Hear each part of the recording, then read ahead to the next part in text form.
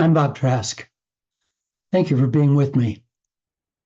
Today we're going to talk about something that I think is really fun, creativity. And we're going to talk about it in a new way. You know, when you were a kid, when you were 3 or 4 or 5 years old, 6, 7 years old, you were a creator. You were a full-on creator. You loved creating.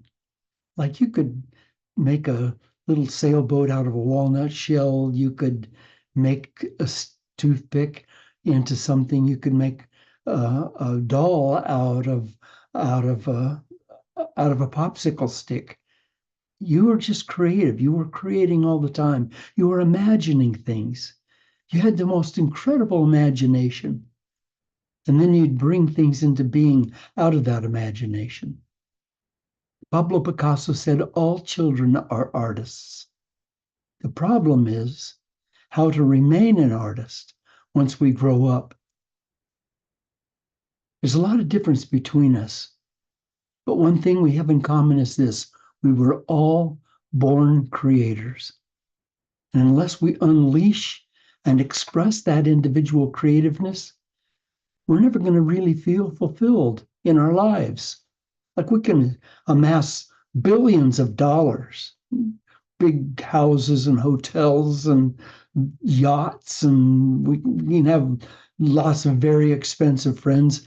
But if we're not creating, if we're not feeling that passion come through us and become realized, then we just aren't ever going to feel fulfilled. That's just the way it is. And why is that?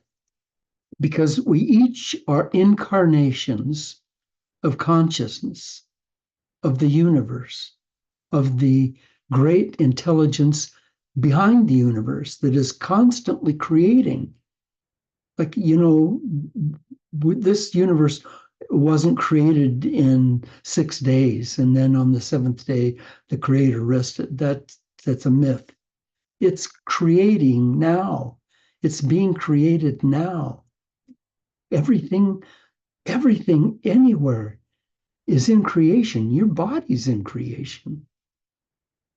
While we've been talking, just this last few minutes, hundreds of thousands of cells in your body have died and gone away and been replaced by brand new ones. You're being created.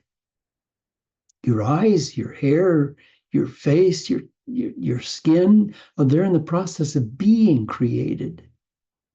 And the world around you, the table, the chairs, they're being created. They're when you look at them through an electron microscope or even a more powerful telescope or microscope, if there was such a thing, you'd see that it's all just space. There's only space. And that space is filled with consciousness, and that consciousness is creating, constantly creating. And you, as an incarnation of that consciousness, are a creator, are a creator. Now, if you took a prism and hung it in the window and the sun shined through it, then you'd see on the wall, across the wall, all of the splendor of these different colors coming out of that prism. And if you think of that prism as consciousness, and the sun that's coming through there as consciousness, as the light of consciousness, then you are one of the rays of that. And if you look around the wall and you look at all of these different colors, you're going to see a color that really touches you, that really speaks to you. There's some that you're going to think are pretty, but one is going to go, oh my gosh, that's your color. Now, maybe not exactly, because maybe you're the in between 2 or 3 different colors and blends of those colors. But the color that you are has never been seen on this planet. Out of 100 billion people, 108 billion people now that are created on this planet, you're the only color. You're the only one. There never has been, nor ever will be another you. and you're a creator. And what you do is create all day long. Everything you do is creation. It's constant creation, but it's unconscious creation. It's unconscious in that you have, trillions of memories, really trillions, and beliefs and opinions, and all of that makes up your ego. And all of that ego, all of that huge library of images that you've already stored, they they if you're unconscious, they dictate and determine what your creativity will be. It's not yours. It's all coming from memory. It's all coming from opinions and beliefs and ideas that are not clean, not clear, not clear ideas, not coming from your clear consciousness. You're not on a merry-go-round. I'm not on a merry-go-round. We're not sitting across from each other on these bobbing horses going around and around and around in circles. That's the subconscious mind. That's our memories. Recreating what we have created again and again and again. But we're fresh. We're new. We're brand new. You're brand new. You're brand new today. Brand new. You've got new cells, new body. Let's have new ideas, new thoughts. Then you can create consciously. And that creative instinct is so deeply a part of us that when we create, we truly create, whether it's a new idea for hotcakes or a design for a building, it's our greatest moment. And it's the one that completes us. That's creating through consciousness, and it's called conscious creativity. Conscious creativity is alive. It is alive. It's alive in every one of our thoughts and our emotions and in our actions. And each of them is at work shaping the world around us and within us. And when we're conscious of ourselves as creators, when we have a new and different way of experiencing life, then we are the true creators. But if fear of failure or fear of success or laziness or being too busy, or all those are the excuses that we have for not creating deliberately, consciously, then we're missing out. We're missing out on life, true life. Because every one of us is creating all the time, consciously or unconsciously. We're just not seeing it. But if we could be aware that we're constant creators, then we could do more and do it more deliberately. And our lives would become lighter and more filled with laughter. But if we can just take this very moment right now and see our constant creativity, then we can see that it is in fact an act of love. Because that's who we are. That's what consciousness is. That's what the prism is. That's what the light shining through the prism is. That's what we are. We're love. Love is energy. It's pure energy. It's pure, clean energy. And that's who we are.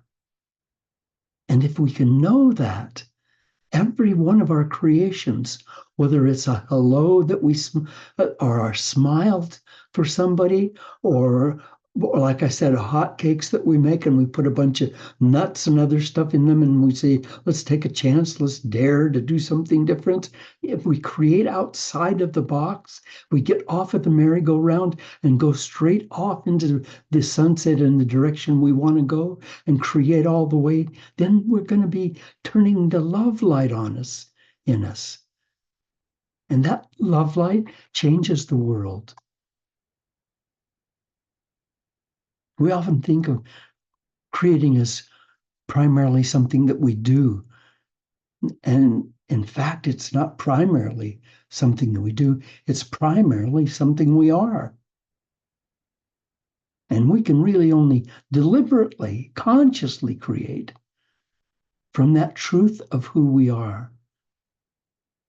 A painter needs a canvas, brushes, paints, acrylics, whatever, right? But before that person can start painting, they need a strong creative impulse, one that they can't deny. That voice of creative genius is in each one of us. But if you are a painter and you go to the canvas and you say, today I'm going to paint this or that, and you're going to start painting a this or that, then that this or that is not going to be who you are. It's going to come from your intellectual mind, and it's going to be a compilation of all of your experiences in past and all of that, and it's all going to be channeled through an intellect that says, no, no, no, no, no, don't do that. I mean, I have the impulse to do that, but don't do that. Don't go there. I have the impulse to do that. When a little child has got Crayolas and they have a coloring book on the floor, do you walk up to them and say, excuse me, honey, but you're coloring outside the lines. You have to stay inside the lines. And then we learn to stay inside the lines throughout our whole lives. Let them paint outside the lines. When I go to the grocery store, sometimes they've had a contest and they have all of these different abstract pictures, maybe, and they pass them out to kids and they say, we're going to hang yours up in the store if you color it and bring it back. And if you go look at those, you see some that were so perfect. Oh, the colors are so perfect. And they come together and they just fold in and behind the lines. And they're so nice and they look so nice. And I think that little child has her hair done just right, and the part is just perfect. And she's wearing her little dress, and she has her little nails clean. And I'm not interested in being a friend to that child. It's pretty plastic. And then I go over there, and there's one that got every color on the rainbow, and it's just all over the place. That's Picasso. That's Van Gogh. Yeah, yeah, that creative genius has to be allowed. And if you and I have become adults and we're still painting inside the lines, then we need to start painting outside the lines, coloring outside the lines, so that we begin to free ourselves as creators, because we can't really truly create and in the way that we're supposed to create until we're free. You got to be free to create. Each one of us is the only one that's ever been on this planet. And we came here, each of us, with our own creative genius that's tied to our individuality. And we have to do what we're supposed to do. And when some people claim, well, but I'm just not creative. Well, usually comparing ourselves to the creativity of others is intimidating. Like if I look at Van Gogh's work, I am just stunned by what that guy did. I'm stunned. I mean, how in the world could he see that?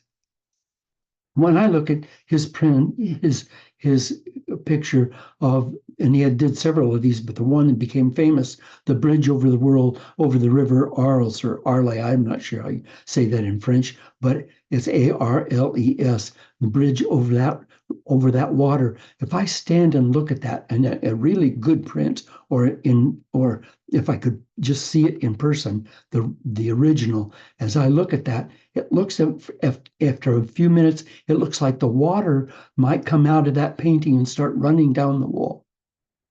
It's real. He brought reality alive, not the picture, not the photograph.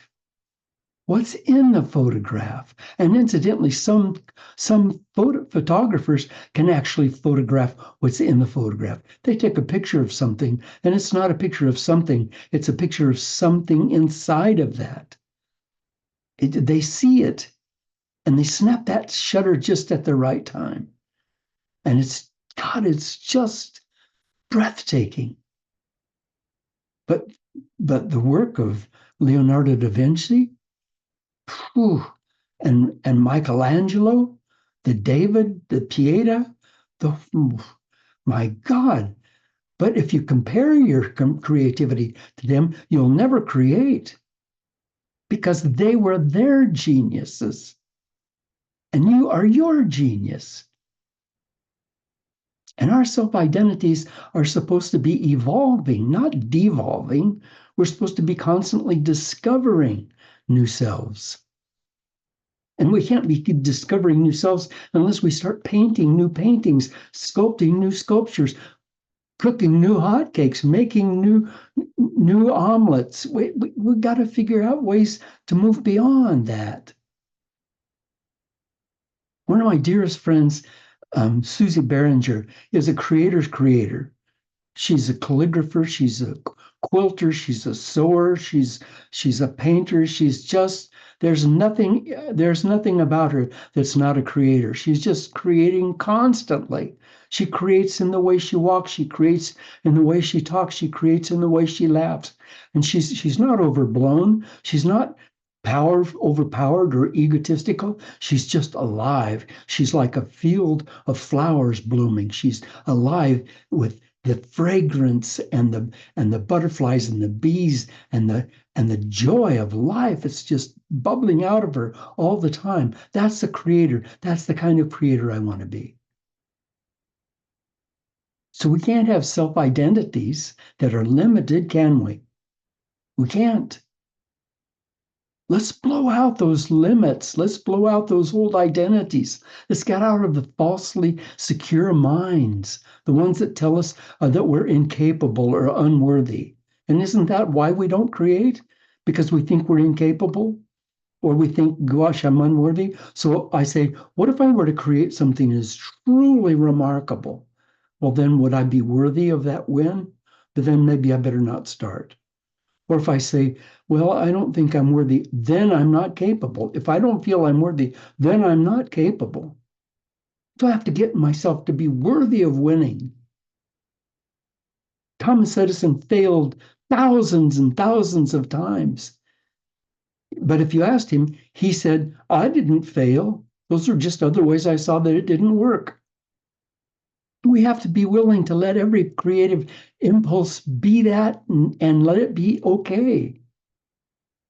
Whether it's what we were ultimately aiming for or not, it's a step in that direction. We need to get those bossy ego minds out of our way and start thinking what we're doing. We need to let our hearts wander freely and express what they want, express what they're discovering, express the feeling of what they're seeing. Then miracles happen. And yes, what you create isn't always going to be something other people are going to celebrate, but that's because most judgmental people have these little notebooks in their brains. And they're always writing down what's right or wrong or what's good or bad. Or shit, I'm I'm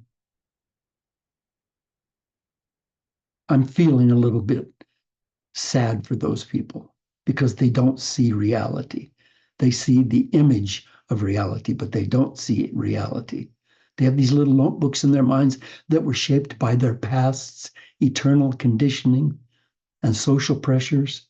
And so they assess whether one creation or another is worthy of their approval. Pablo Picasso again. He said, the chief enemy of creativity is good sense.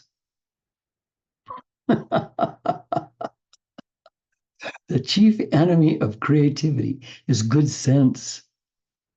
And the famous writer Sylvia Plath said, the worst enemy to creativity is self-doubt.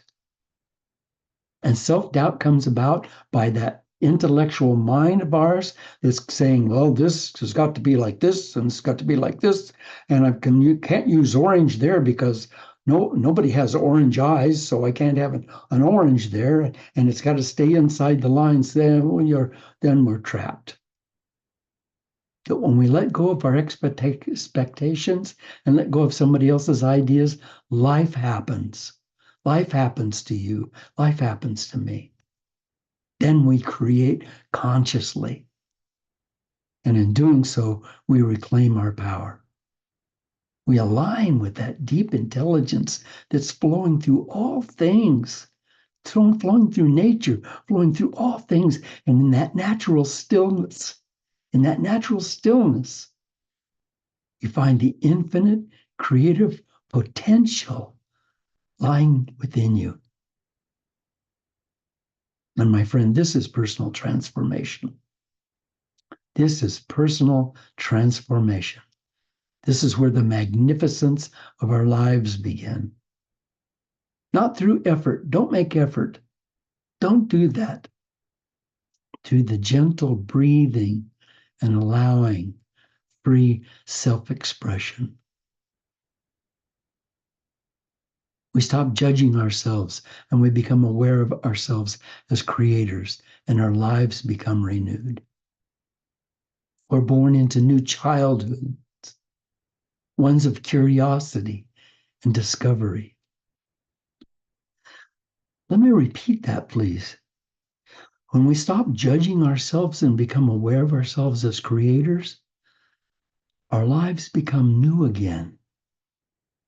We're born into new childhoods, ones of curiosity and discovery, and life comes alive. Conscious creativity, then, is the practice of awakening those ever-present creative forces that live within you, within me.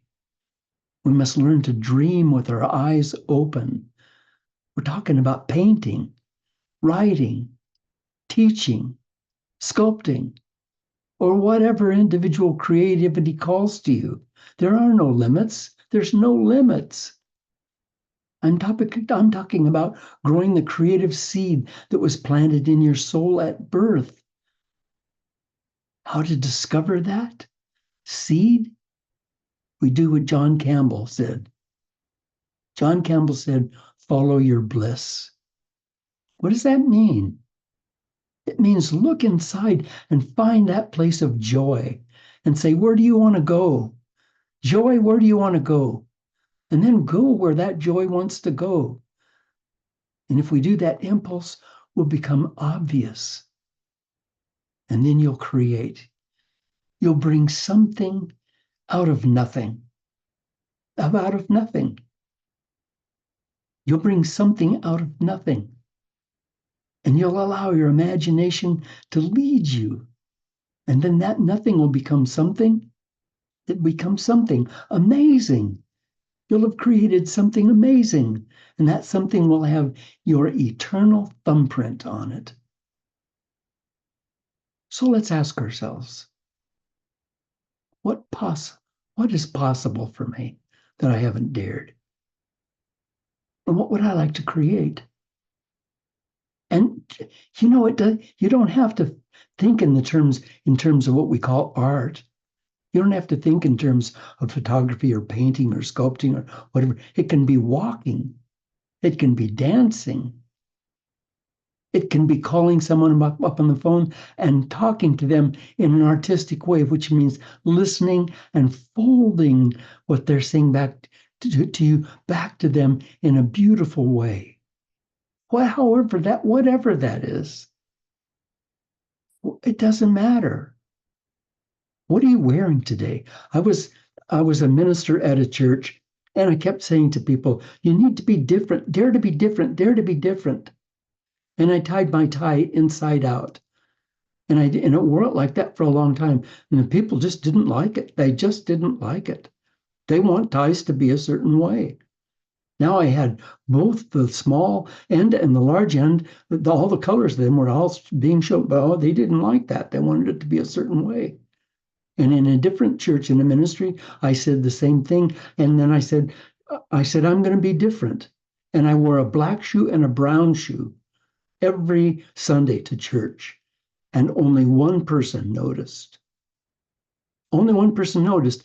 Am I saying they're not paying attention to me? No, I'm saying that they're not paying attention to you. Don't worry about what people think, because they're not thinking about you anyway. Do what you need to do. Do what you want to do. Do what makes you happy.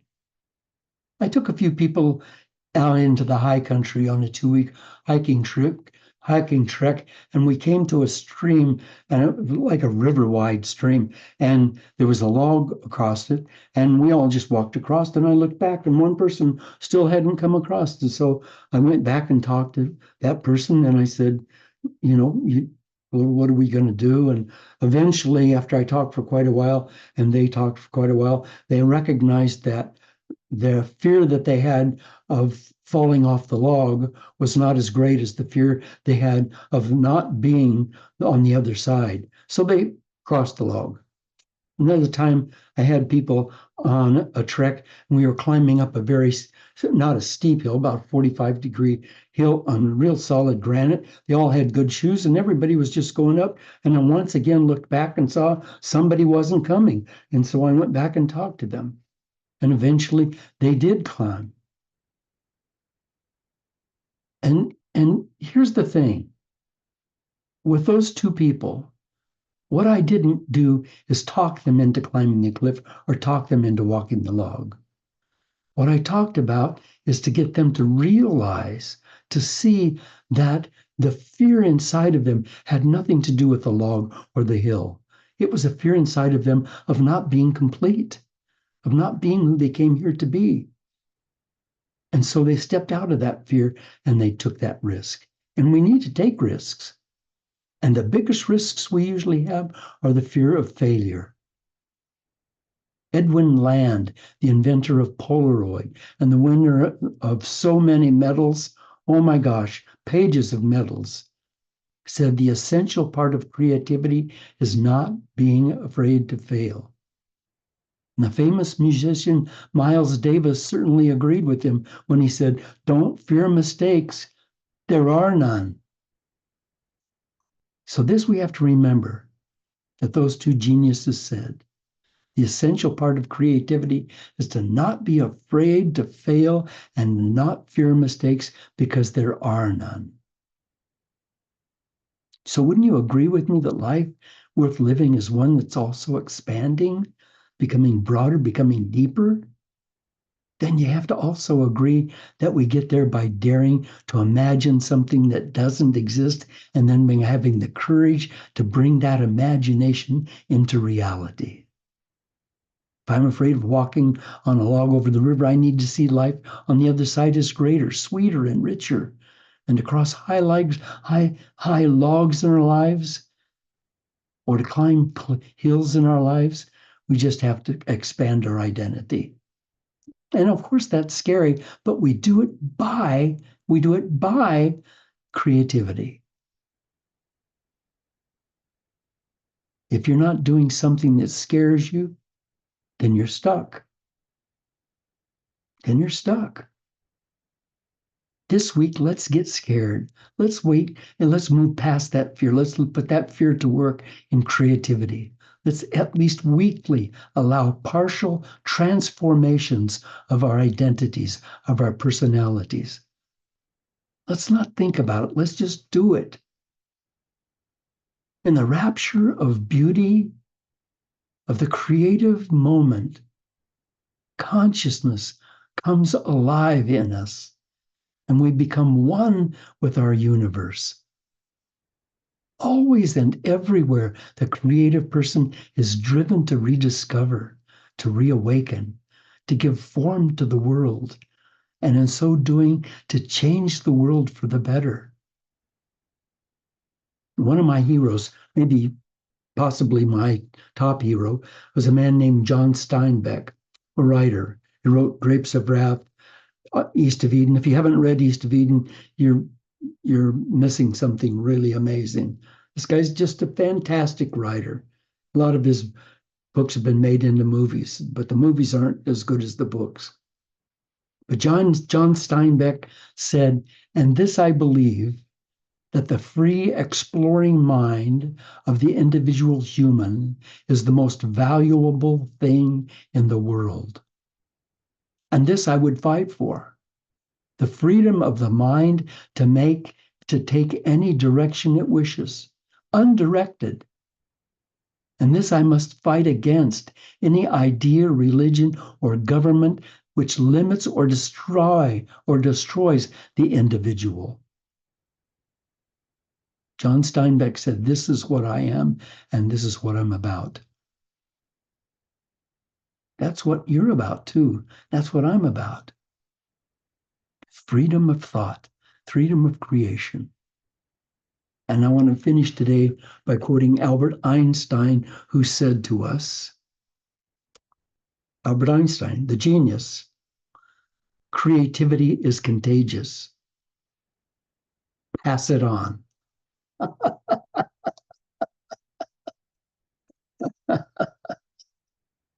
Creativity is courageous. Pass it on.